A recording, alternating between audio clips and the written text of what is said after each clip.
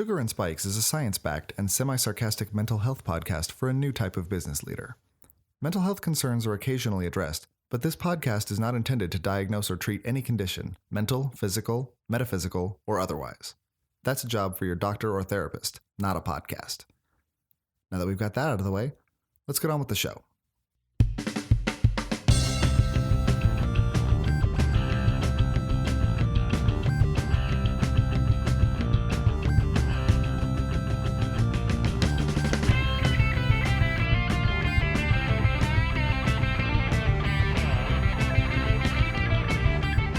All right, recording. We're back.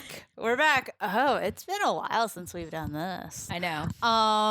Welcome back to another episode of the Sugar and Spikes podcast. I'm Dez, your resident semi-buzzed serial content creator, along with Tammy, psychologist extraordinaire, although I'm still trying to learn to live with that title. Hey, it's stuck between wrong. weeks. Well, to you, dear listeners, it's stuck between weeks. For me, I'm just proud it's stuck between 30 minutes. I know.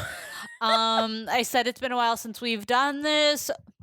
Hey-o, behind the scenes picture. We're batch recording. Here we go. This you is know coming. We do this. We haven't in a long time. It's true, but I remember saying, like, should we record two? Because we've been living on that edge for a long time. It has been living on a prayer, baby. Living on a prayer. Well, and I couldn't even be here last week. Yeah. So, like, if I'm and then getting creative. I know. Mm-hmm. But it sounds like it was a magical episode. I listened to it and I really enjoyed it. It was fun. And I like the idea of, like, tech focused or, you know, like behind the scenes action steps. Because we are coming up to 100 episodes. I know. You told me that. Yeah. I was like, oh, really? Let's see. It was 9, so 8, so 7 from this one. Okay. Getting close. We got to think about a super great episode for 100. Well, I know what we're doing for it. Oh, you do? Oh, she hasn't told me. Yeah. So I'll tell you that when we're not recording. Okay. But what was I saying? We're just diving right in, right? We're diving in. Here we So go. if you haven't listened to last week's episode, Do that. do it. You don't necessarily need to listen to it to pick up from this episode, but it's going to give you some really, really good context, some good framework About how we got here. Yeah, and you know, kind of just like pinpoints or ways to connect it all, because the thing is, here at Sugar and Spikes, we are not just a business podcast. We are not just a mental health podcast. We are not just any. We're not just any podcast. Don't put labels on me. We are all about having those discussions that tie tangentially to how you get through life, Right? because we've hit this age where everything is integrated and the things we think don't connect do connect, and the things that do connect may not actually connect, and who knows. So this week, Do you think we're trying to be like a master key? we are a lifestyle podcast. You didn't answer my question. I'm an influencer. I'm Is not that an what influencer. I am? I need to explain myself. I'm an influencer. I've started using the hashtag #unfluencer. That's awesome. Because I think it's a little fun. I think, whenever anybody asks, and I was talking with a photographer about this a while ago, a couple weeks ago at this point, where I was like, well, what's the vibe? And I was like, our goal with the podcast is to be like your best friends at happy hour Yes. after a couple drinks with too much education. Right? I'm glad you said that. I'm like, as long as you went to grad school, because we have just, not even that we're like above it all, we just have weird discussions. Yeah. You know what I mean? That are like very psych focused. Like you can tell that's what we went to school for. I was talking with someone earlier this week about how I had to have been the most annoying person for the first year or two after grad school. I don't think so. You were still in grad school because So my viewpoint. Yeah, it doesn't count. Skewed. Well, and I was explaining that to this person where I was like, well, and also like the person I hung out with the most was in grad school at the same time. So, well, I was explaining to them. Oh, like, but not me. I was not talking to you about this. Okay. Um, You're hanging out with someone except me. yeah. Yep. I was at a work thing. Oh, okay. I texted you about this. Oh, okay. But yeah, I was explaining, I was like, I just got out of grad school, so I'd been in school my entire life. But then my best friend was still in grad school, so we were still like living in the same world. So anyone that I talked to outside of that world was probably sick of hearing me start every sentence. Well, in grad school, That one time at band camp. exactly. Like it could have been a drinking game, but it would have killed us all. All of this is to say. You know what? That I went to that training. I didn't even go to the training. I did the training. I think I literally said like, "Well, it depends" is really the answer for everything, which helped no one. So I think what would be really fun is I want to do like you would need to have someone like driving you. Oh yeah. But have you ever watched Watch What Happens Live? No, I've wanted to, and I just haven't gotten around to it. Okay, so Andy Cohen is a godsend. I know. And a savior to all of us reasonable comedians. He sparkles. Yeah. I read his first book. It's really good. Really? Yeah. Maybe that should be our book club book. Yes. But I was kind of like drawn to the one that was about wisdom of trees. Okay. Kind of connects to my like earthiness. Mm-hmm. Yeah. Anyway, go ahead. Watch What Happens Live. He's magical. They have a word of the day. Oh. Where like Andy and like the guests don't know what the word of the day is. Okay. But every time it pops up and they say it, the audience is supposed to take a drink. It's like a drinking game. Exactly. But I think what would be really fun for our YouTube channel is maybe on a Saturday night or something when there are multiple drivers to be had, if we did like a Sugar and Spike straight up.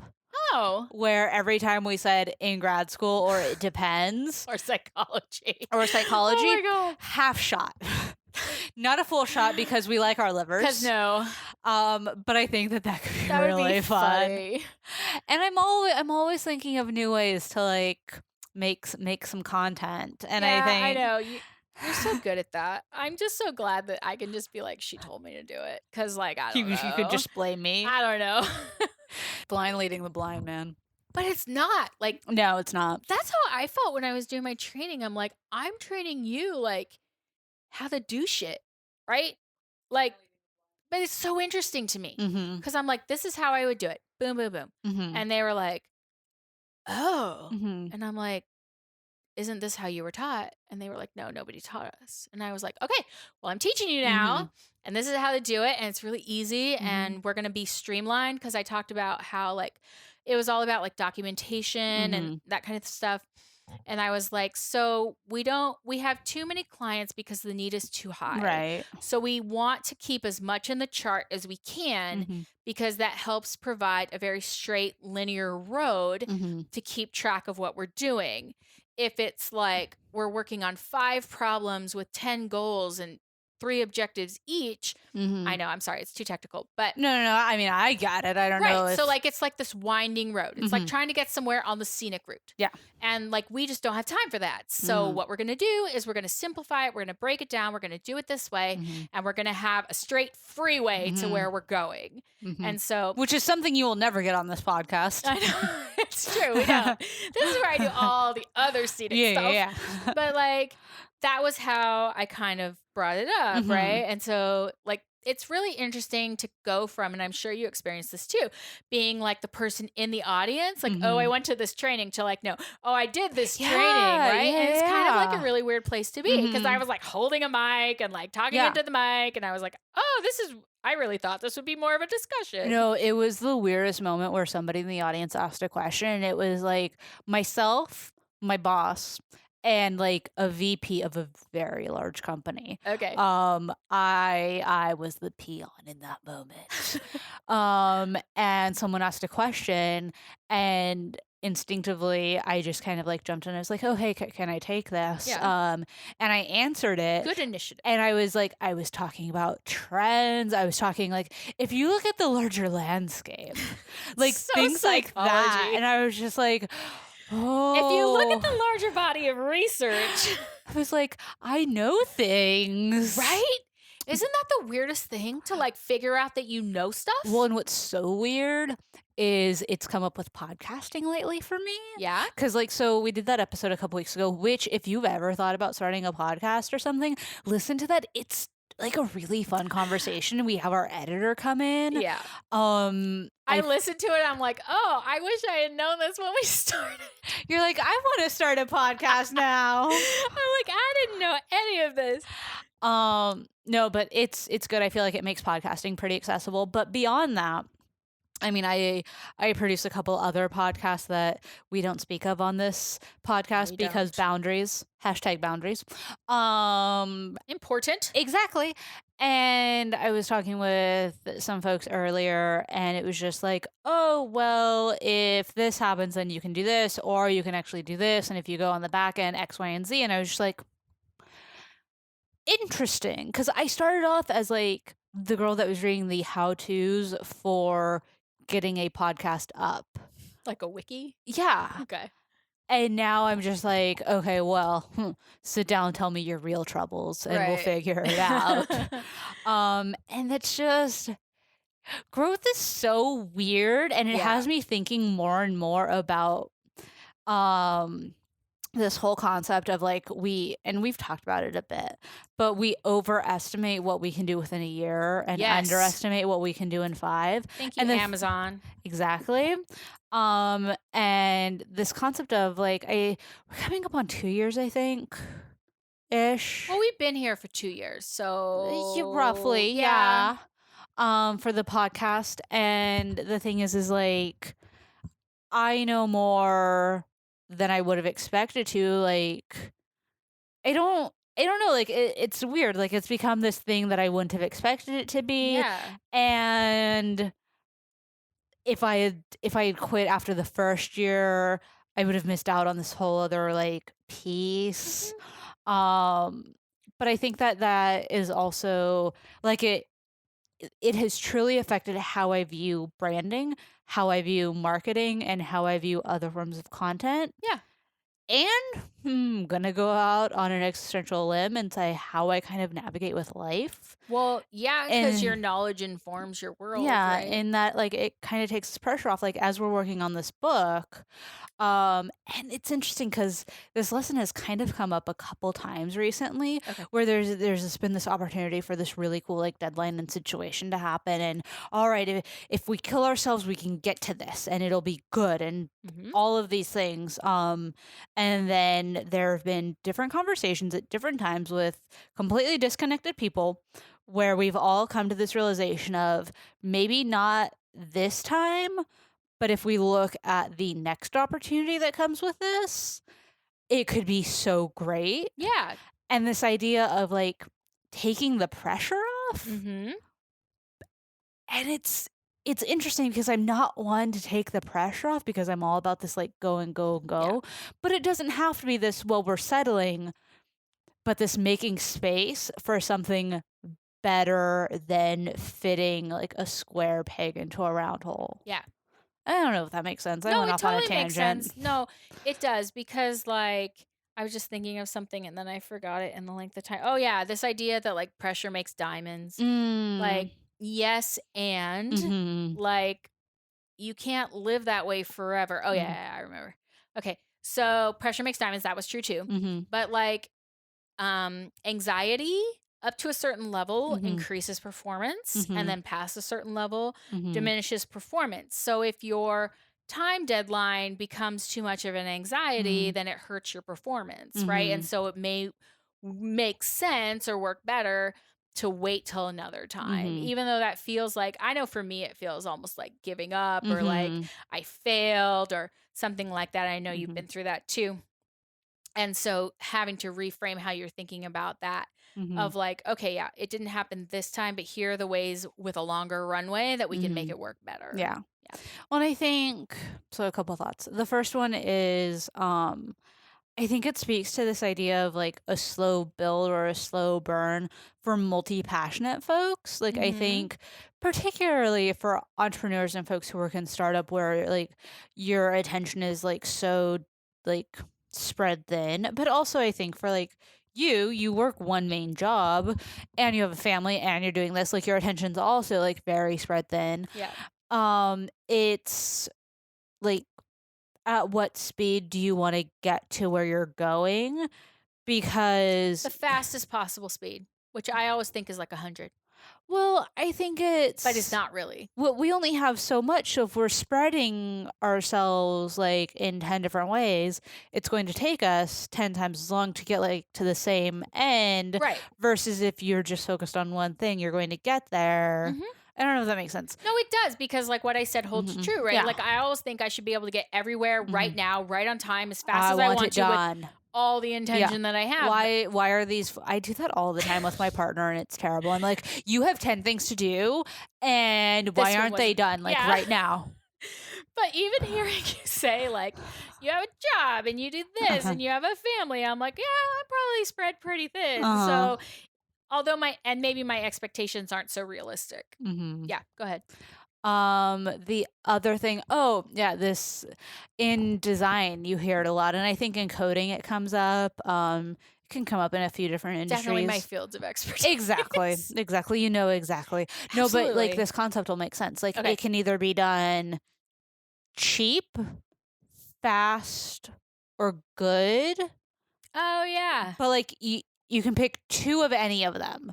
So like cheap and fast, it won't be good.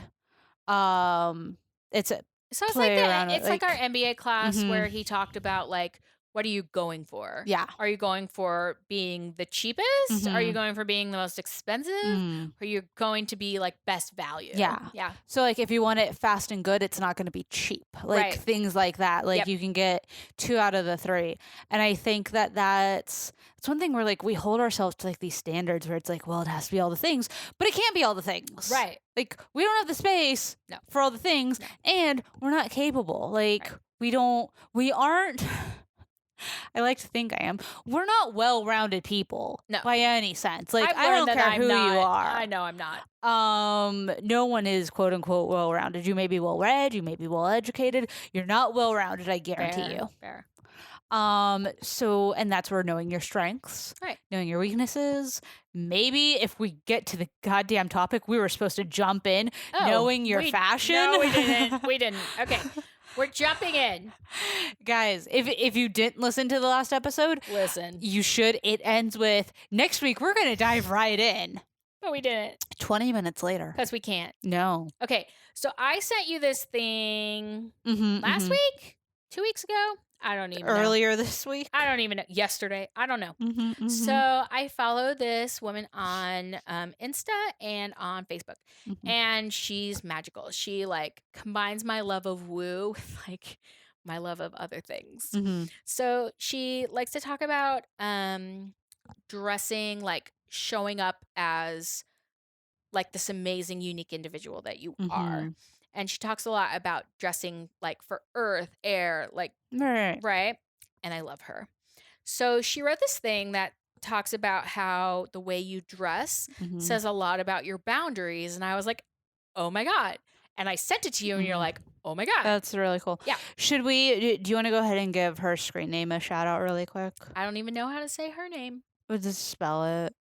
It's EYENIE.SCHULTZ. Yeah, Schultz on Instagram. She has said on previous posts how to say her name, and Yeah. I don't even know. But I love her. So she's talking about this idea of like how you dress, not even necessarily like I'm an earth, like not like that. So number one is if you tend to wear a lot of worn out t-shirts and ratty jeans or bottoms, right? I'm like, oh, that's me. Things you wear. Things I wear. I'm like, oh, that's me.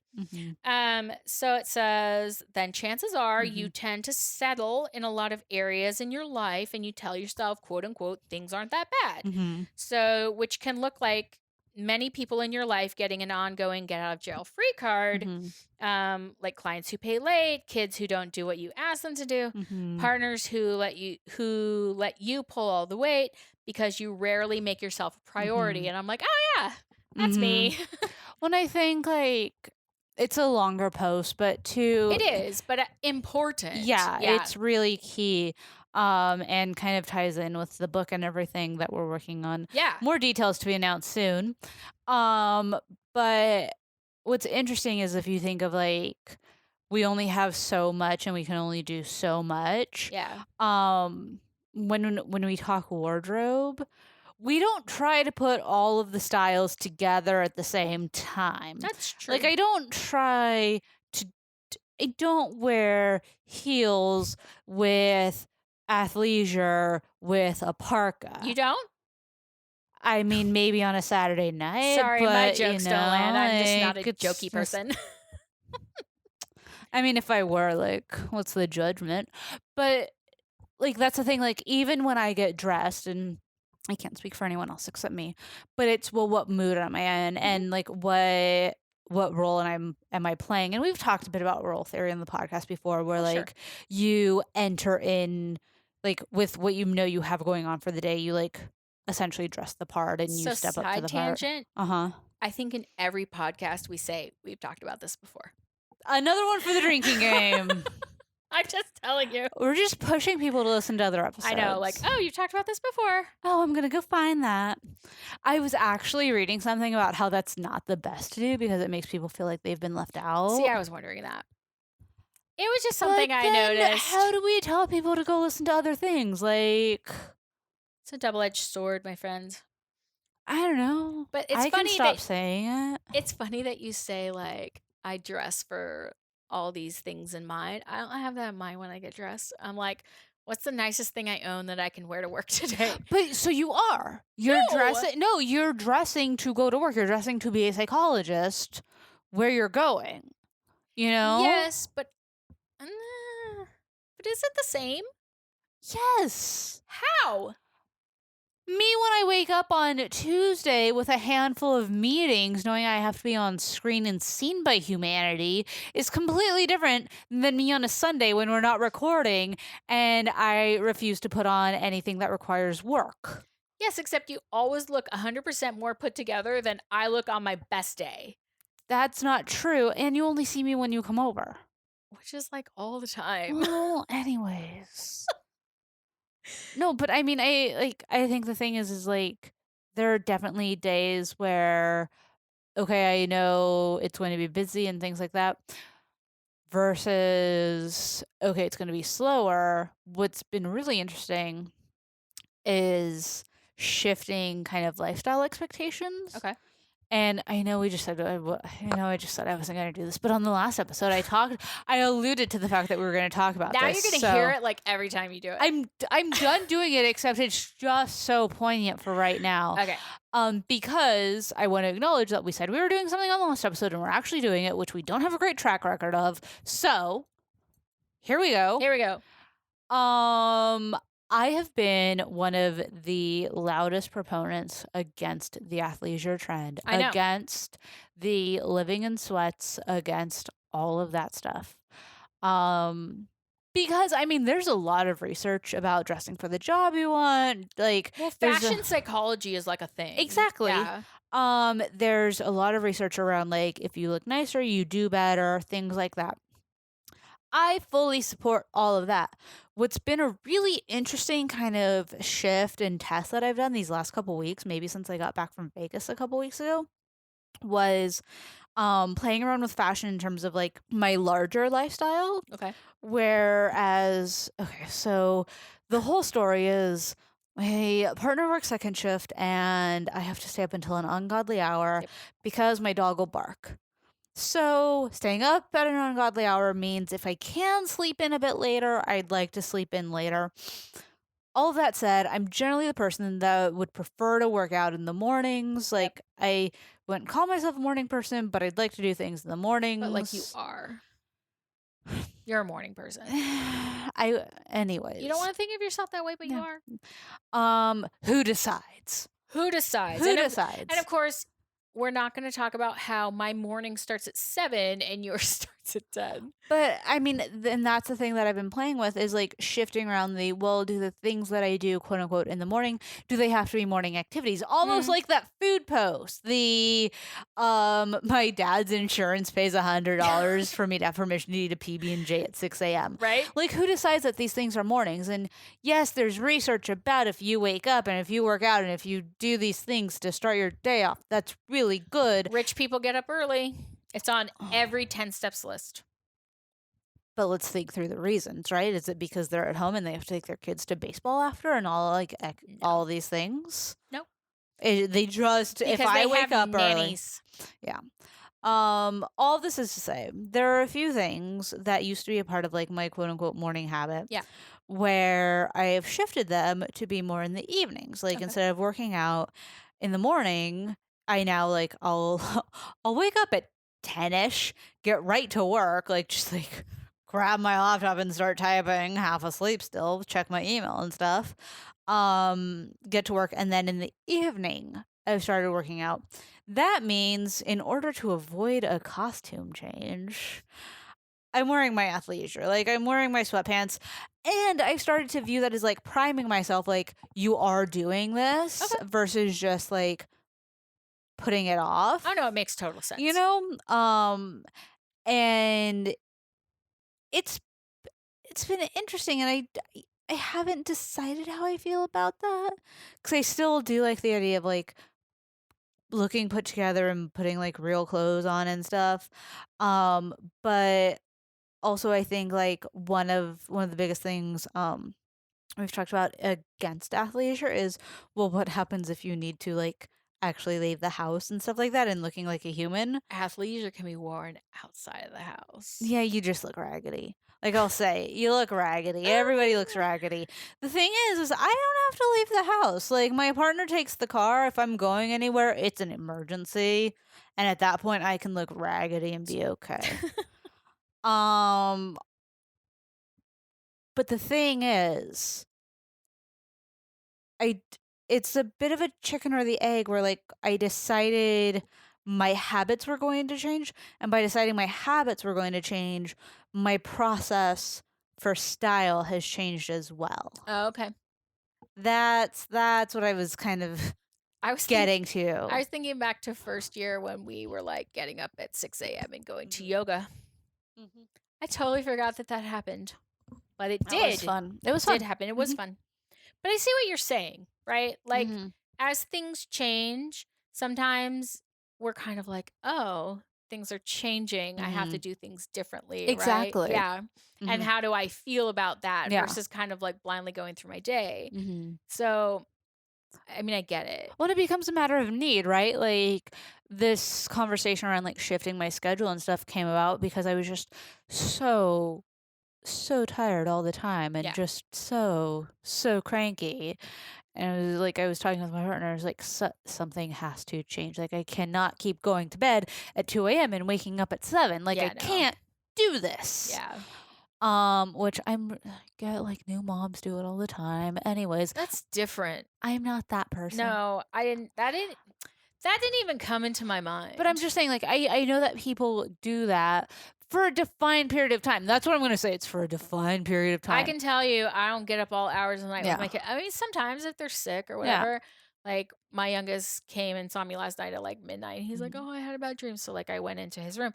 But that doesn't happen every day. Like I get that. But it was just like, it was knowing that there wasn't a clear end in sight. Yeah.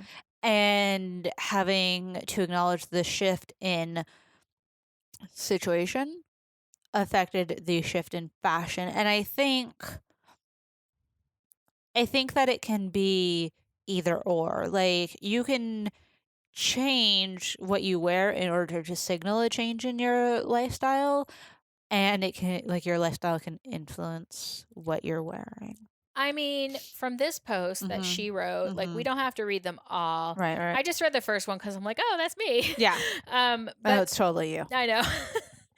But like the thing is that for me, it really brought into sharp focus how fashion communicates something about yourself. Like, yes, I do these things. Yes, that's true. I don't make myself a priority. Right. So is that something I want to keep doing? Is that something I want to change? Is that what I'm comfortable communicating to people with what I'm wearing? And so, like, for me, it wasn't necessarily about, okay, all of a sudden I'm not going to be in, like, jeans and ratty t-shirts because anyone who's looking at the video knows that's what I'm wearing today. Yes. But, like, being But hey, that is a designer sweater, so... It's true. I just paid more to look this way. That's a whole other level. I know. But it brings into focus or Mhm. brings into your awareness like, oh, okay, you're right. That is Mhm. saying this. Is that what I really want to be saying? Mhm. Or do I want to be saying something else? And if it is something else, Mhm. what do I want to communicate and how can I get help from somebody Yeah. to say those things? Yeah. Right? Well, I think like okay, so you read yours. I would Yeah. say that where I fall would be if you're bored or totally uninspired by what's in your closet, but wait until you lose weight, get in shape, make a certain amount of money before investing. Like we all know I'm about investment pieces and Right. special pieces, Yeah.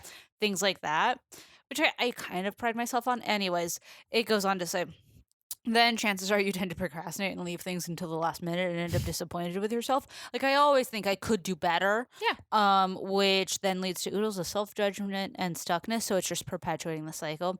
AKA you're tolerating major BS from yourself and probably those around you, which oddly enough ties to kind of what I've been navigating these last few months of, nothing's going to change until I change it. Yeah. And kind of what we were talking about on the last episode, even. I said I wasn't going to do it again. It was a good episode, and we just recorded it like 20 minutes It was just ago. windy. Yeah. But I thought it was good. It was good. Yeah. But I think like all of this is to say your fashion is deeply connected to how you interact with the rest of the world and how the rest of the world interacts with you. It's not a shallow thing. It's not. It's and not. it's kind of really essential. And like we don't want to think that it affects things. But it does. It does. But there's also, I mean, I know I give athleisure like a ton of crap. Yeah.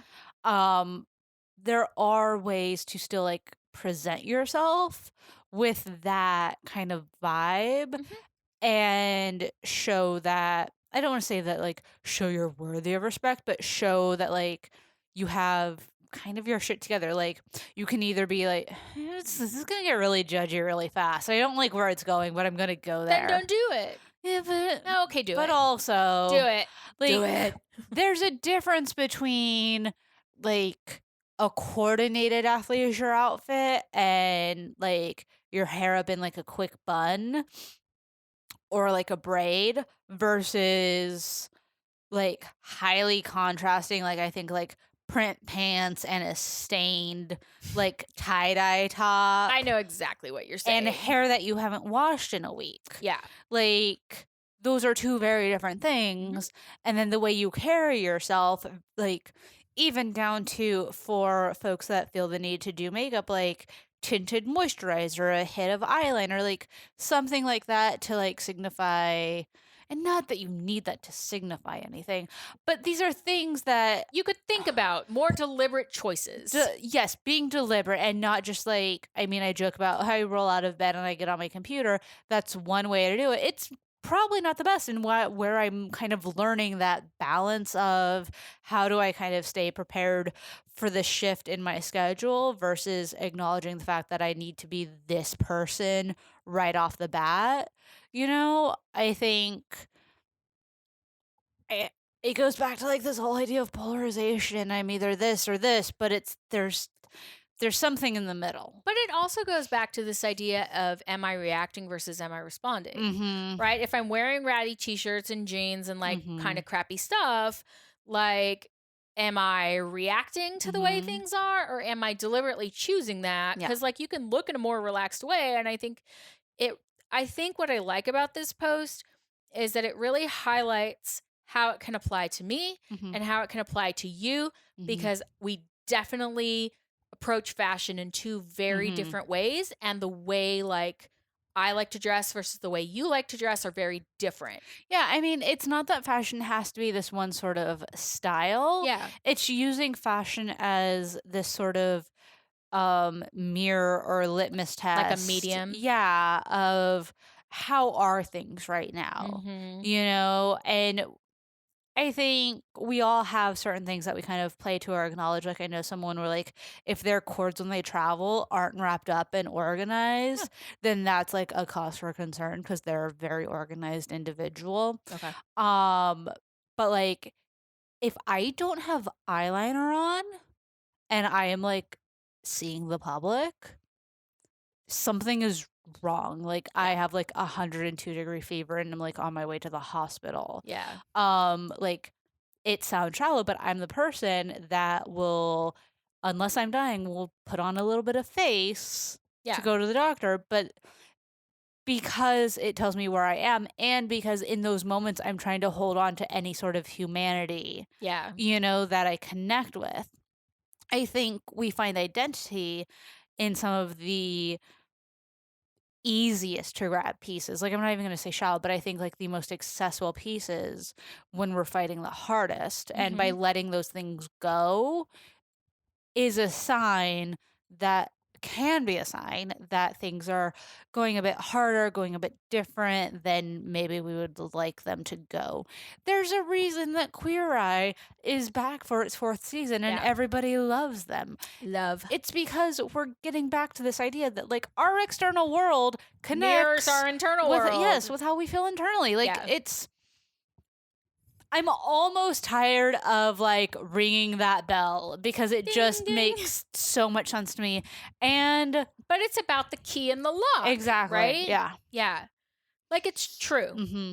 And I think about how many times I've gone through my closet and like put things into a corner or put things into another closet. And then 2 or 3 weeks ago, I tried every single thing on in my closet. And I think I even said to you, like, just because it fits isn't a reason to keep it. God, I need to remember that. But I have never felt that way. Yeah. So, like, even you saying, like, you need to remember it, I kind of learned that for the first time. Like, the fact that I let as many things, like, put as many things in, like, the we can donate these pile is, like, kind of magical because I am the person in, like, ratty jeans and old t-shirts and, like... It's good enough. Right. Like, it's good enough. I don't look terrible. I don't look great. Like, I'm going. It's fine. Yeah, it's just fine. It's fine.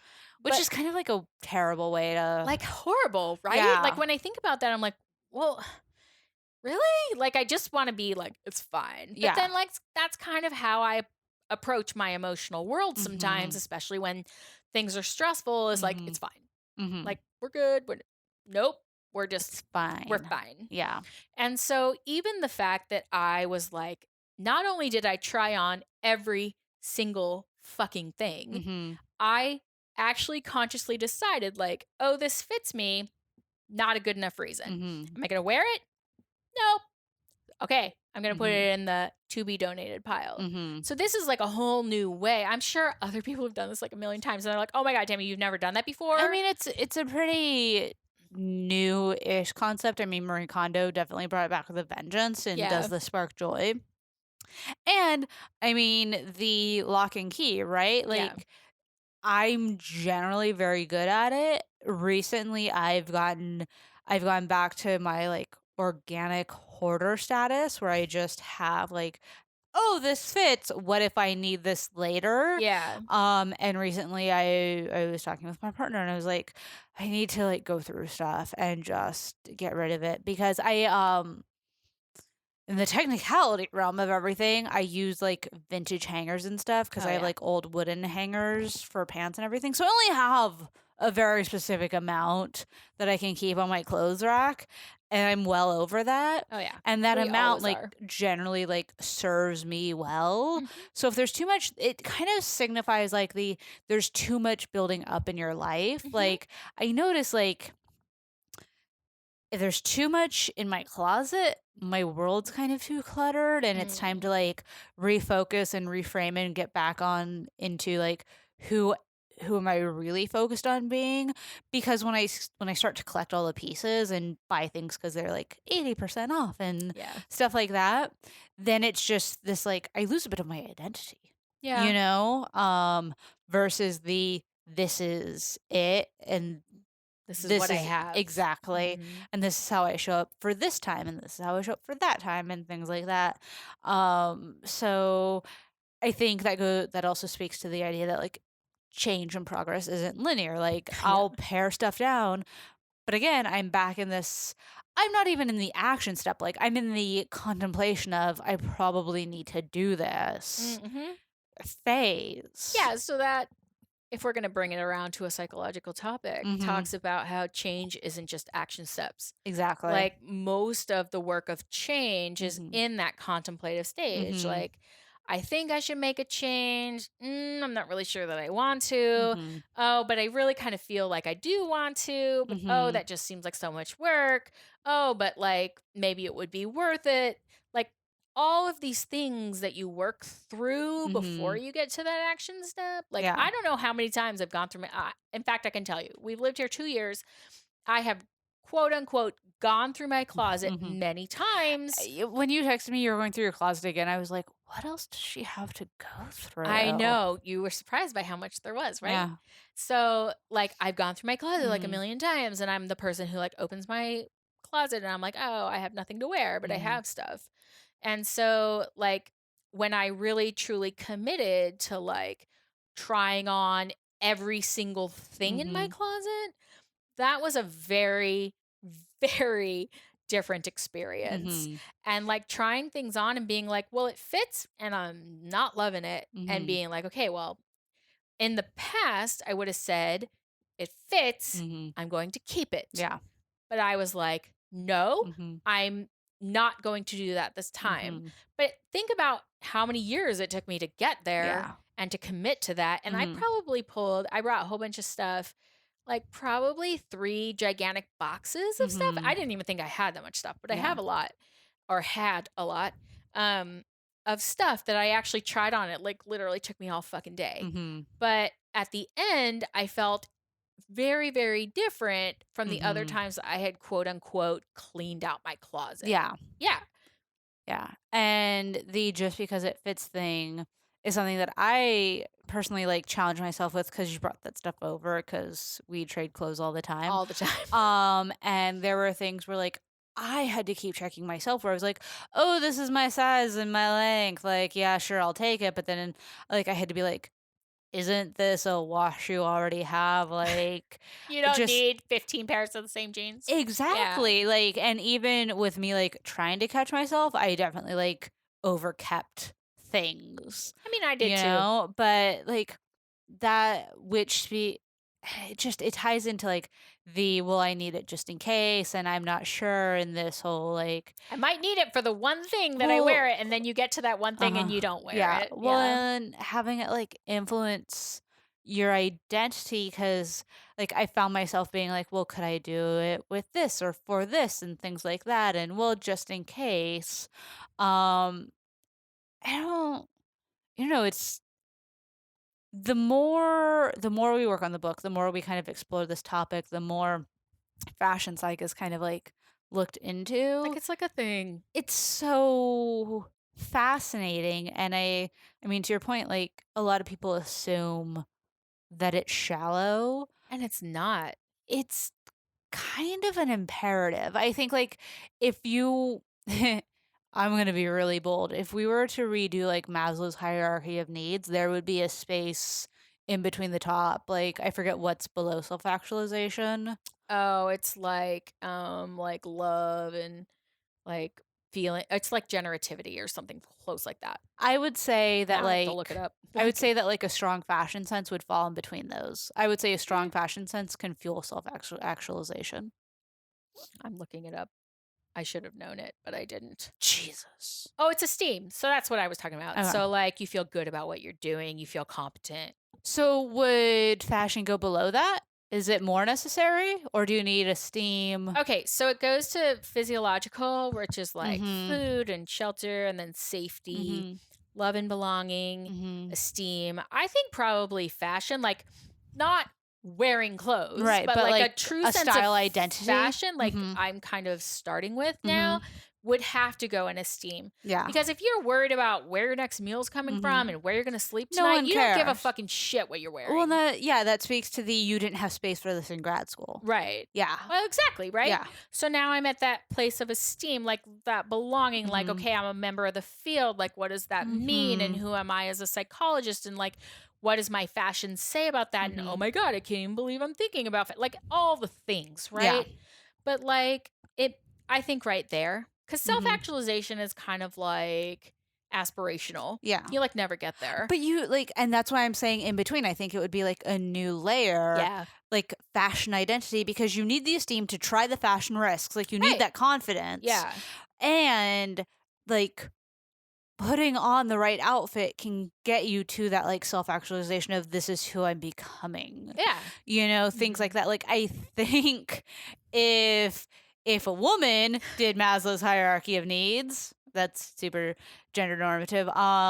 If we were to redo them now in the age of Queer Eye, there would probably gender be diversity. Well, and like with the democratization of fashion, even, you know, like that would even wasn't a thing when Maslow was doing it.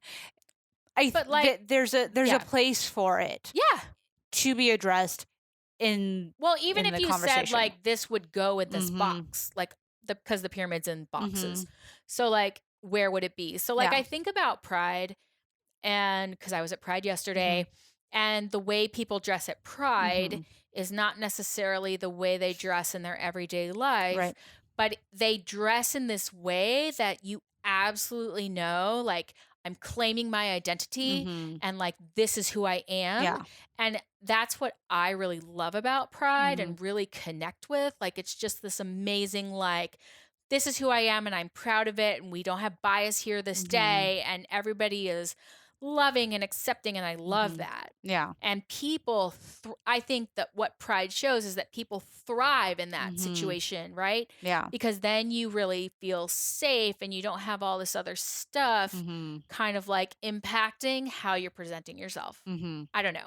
So coming back around, but like Pride is like that, right? Like the way I dress at Pride is not the way I'm dressed today. And so I think it can be like this microcosm where you can look at like, why is it like that? And I think it's because you speak to like Maslow's hierarchy of needs, like it brings you up in the pyramid where you don't feel so like forced down by shitty biases and shitty people. Yeah. Yeah. I don't know how I brought that back around, but somehow I did. I agree. Oh, this is a long one. Yeah. We'll let y'all kind of sit with that. Let us know what you think. Clearly, this is something we're thinking about, talking about, continuing to navigate, because change and growth, not linear. Nope. And it happens when you have space for it. Exactly. Yeah. So, I mean, if this episode didn't connect, chances are you have a lot going on. And that's okay. And that's fine. We're going to be gentle with ourselves. Exactly. So, yeah, I mean, if you have a topic of suggestion that you'd like us to touch on that's maybe a little lower on the pyramid, let us know. And yeah, we'll be back next week with another exciting topic. Windy episode. And it is an adventure, and we are glad you are all along for the ride. Go ahead and leave us a review on iTunes. Click on those stars. I don't care how many you click on, just click on a number of stars. Share it with your friend or friends. I don't know how popular you are. If you're watching this on YouTube, like, subscribe, leave a comment, do all the things that you normally would do for anything that you like on the internet, because that will keep us alive. And we will talk to all y'all later. Bye, friends.